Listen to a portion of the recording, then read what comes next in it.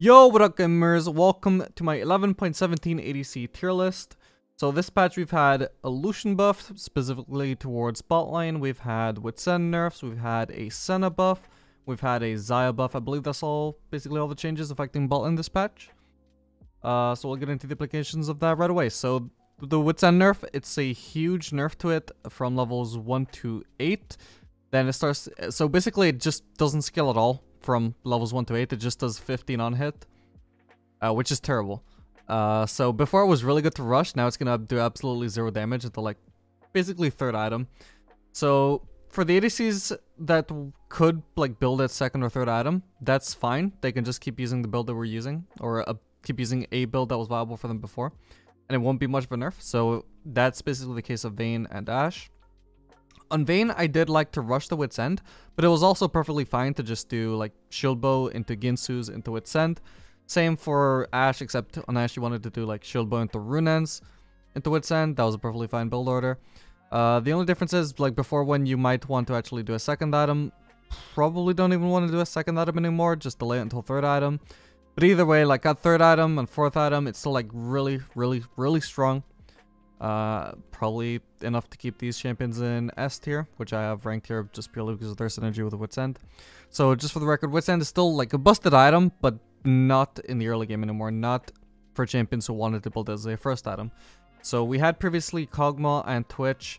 I think we had them at the top of A tier, or maybe it was bottom of A tier. Either way, we had them in A tier, and now I've moved them down to B tier because both of these guys wanted it as first item. They had these builds that were like so for Twitch, for example, a lot of people were doing Wit's End into Runaan's into Titanic Hydra, and the build I personally liked was Wit's End into Runaan's into Gil Force. You know, we had this Wit's End as the first item for the DPS, and then we followed up with Runaan's because Runaan's is so good on Twitch. And then third item we had Gil Force for the utility, for the mobility. And we could do that with Gil Force without sacrificing like a DPS first item, purely because Wit's End was so good as a DPS first item. So it was a like really nice build, but now like not going to be viable with Wit's End. You can still do the build with Bork, but it's just not going to be as good as it was with the previous Wit's End build. So that's a pretty big hit to Twitch. Knocks him down to B tier. Kog'Maw probably actually got less affected. Maybe honestly, maybe I could have kept him at the bottom of A tier, because he can still like viably do Shield Bow into Runaan's, into Ginsu's, into Wit's End. But by then it's like fourth item. At that point it's like not gonna have too much of an impact over the game, since a lot of games don't even go to 4 items. But either way, I mean, Kog'Maw wasn't as reliant on it as Twitch, I would say. I think Kog'Maw's Shield Bow build with just Runaan's into Ginsu's, or vice versa, is still actually quite good. Whereas Twitch is gonna struggle a bit more now without the Wit's End. Let's see what else we got here. Oh yeah, so Lucian got a set of changes, which is... So his... How do I even explain this? I don't even know exactly what got changed. I know his W got changed, where his W now marks a champion. And if an ally hits the champion, then his passive gets buffed. His passive, when it gets buffed, will now do additional on-hit magic damage, which is both set damage, but also scales with 10% of AD. And he also gets this buff on his passive if he gets shielded or healed by his support. I believe those are the conditions to proc it. I'm hoping these changes will be pretty big, a pretty big buff. Previously we had Lucian in D tier. It's hard to exactly say how big the changes will be. I never got the chance to test them on PvE. So, if I had to take a blind guess, I'm going to be a bit like cautious. Just put him at the bottom of B tier, which is a big upgrade, but like not like anywhere up in A tier or S tier or anything. I'm hoping it'll make him decent again, but it won't be too crazy a buff, I don't think, because they also did nerf his base AD by 2, which is a pretty big hit to an ADC. But hopefully the passive buff will like strongly overshadow that and make him finally viable ADC again. We've also got a buff to Senna, which was a increase to her soul's drop rate, or yeah, when lost hitting. So not a buff to fasting Senna at all, just a buff to farming Senna. basically they doubled. No, I think they over doubled the amount of souls that you're gonna get from farming. This was a nerf that actually like was a pretty big hit to her back in the day when she actually was decent as farming. So hopefully this will be like sort of a revert. She has had some other nerfs as well, but this hopefully will be a big buff, as well as the fact that they also slightly increase the damage that she does with crit. So that's intending to buff her Kraken Slayer builds rather than her Divine Sunderer builds or her lethality builds. If she becomes viable, I think probably crit will be the best build, but she might also be viable with lethality. We'll just have to wait and see.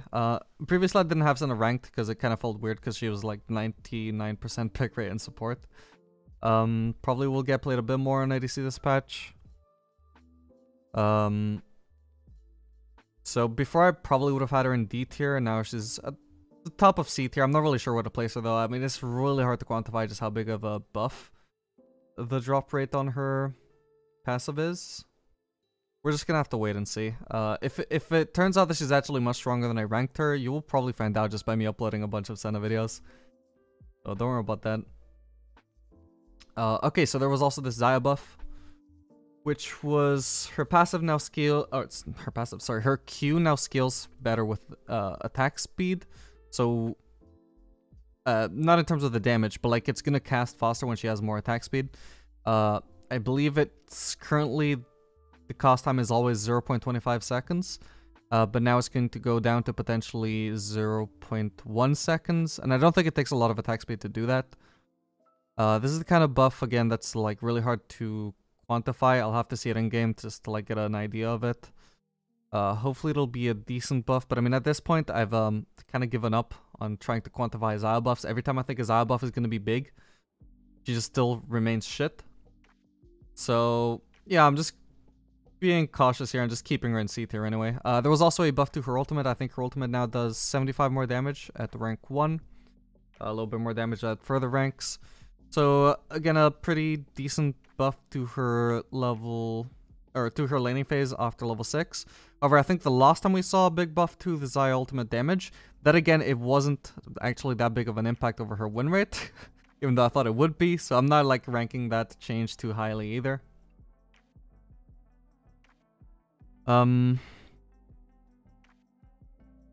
So yeah, we're still keeping her in C tier for now. I think I like slightly moved her position up in C tier, but like only 1 or 2 spots.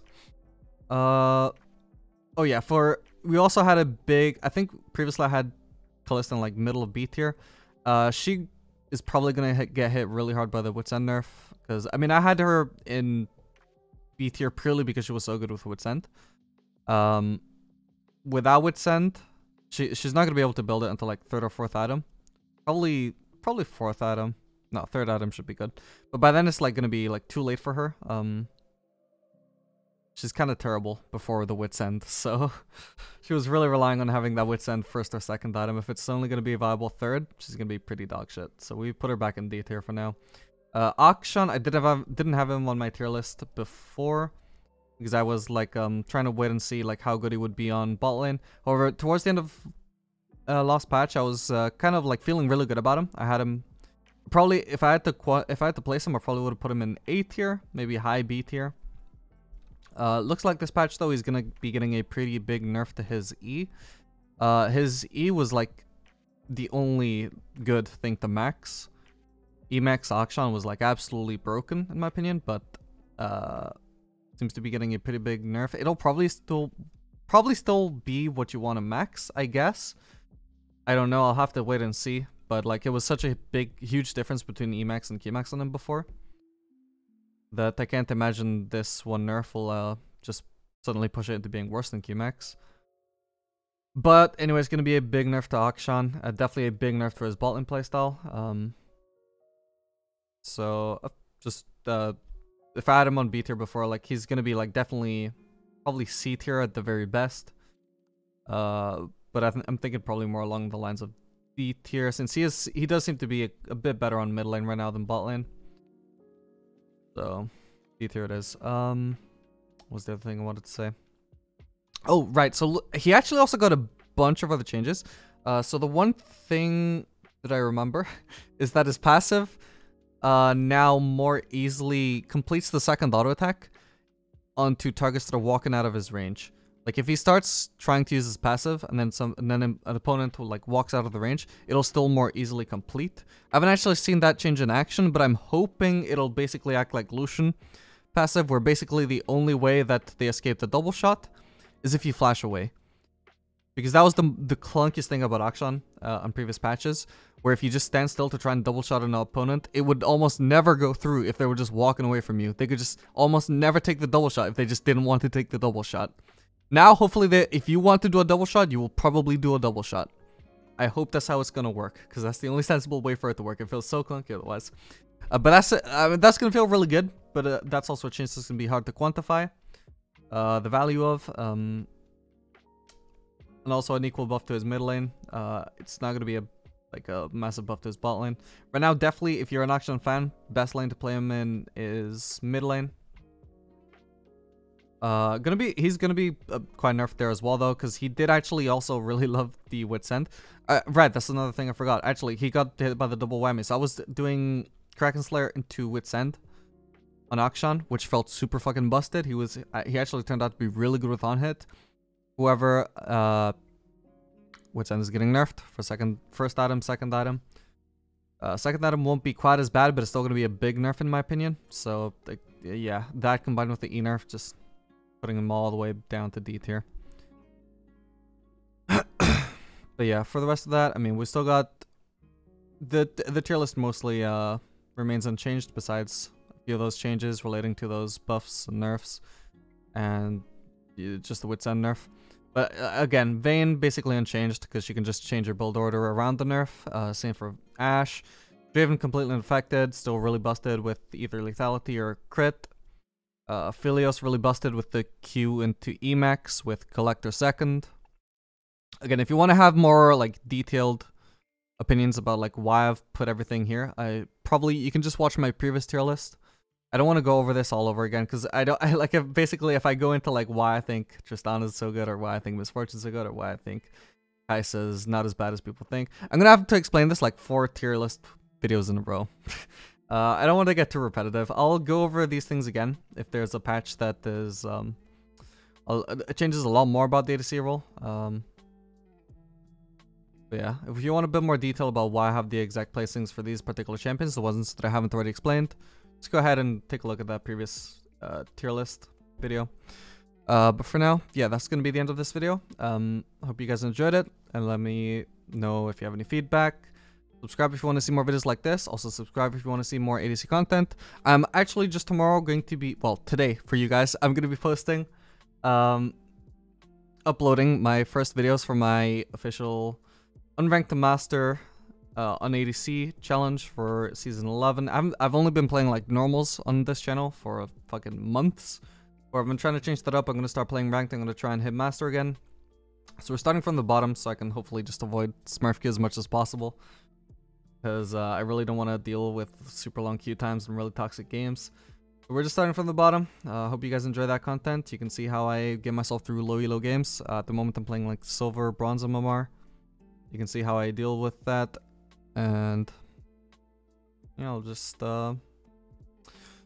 I just hope you guys look forward to that and enjoy the videos. So yeah, in the meantime, good night gamers, thanks for watching.